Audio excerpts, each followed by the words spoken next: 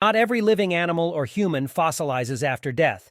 In order for a creature such as a dinosaur skeleton to become fossilized, it has to be buried fast in just the right place, the right type of soil, humidity, temperature, and away from other animals that chew or eat bones long enough to be buried or sink into the ground. This is why only a few skeletons are found compared to the amount of animals that have ever lived on the planet. The first dinosaurs appeared in a time called the Mesozoic era, around 225 million years ago. Scientists have divided the Mesozoic era into three periods. Triassic, 252.17 to 201.3 million years ago. Jurassic, 201.3 to 145 million years ago. Cretaceous, 145 to 66 million years ago.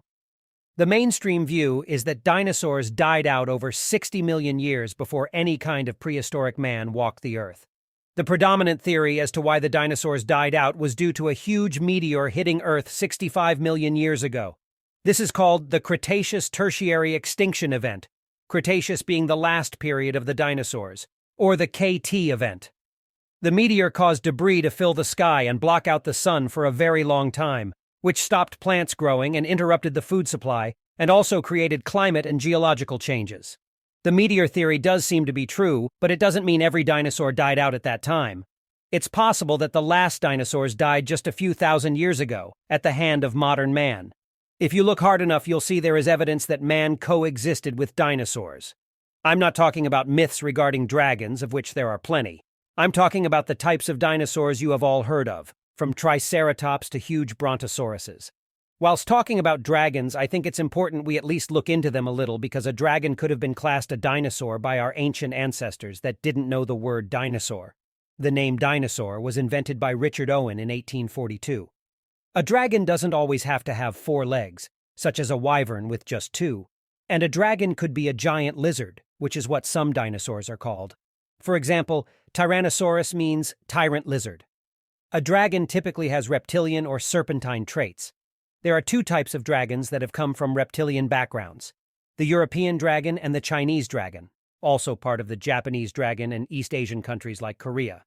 There are the stories of St. George and the dragon, Belle and the dragon, the Kulta Aborigines in Australia, the famous Polish folklore, the Wawel dragon, Smok Wawelski, aka Dragon of Wawel Hill, and many in Chinese folklore. The descriptions given are very similar to each other no matter what part of the world the legends come from or what time in history. We have real dragons now. The Komodo dragon can be over 2 meters in length and is a species of lizard located on the Indonesian islands of Komodo, but it does not have wings. There is, however, a lizard that does have wings, and it's called Dracovolan. Dracovolans are part of the lizard family and are commonly known as the flying dragon, and it lives in Southeast Asia. Dracovolan. The word Draco is the Latin word for dragon, and Draco is also the name for a constellation which interestingly is a name we have given to an reptilian alien race, the Alpha Draconians. More about this species of aliens later in the book. Getting back to why dinosaurs lived alongside man is fairly easy to see in the Hebrew Bible.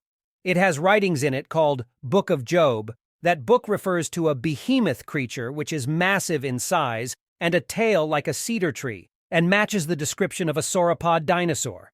We are told dinosaurs died out over 60 million years before the Bible was written. So did the Bible writers find a complete skeleton of this dinosaur and felt compelled to write about it in the Bible? Or was it because some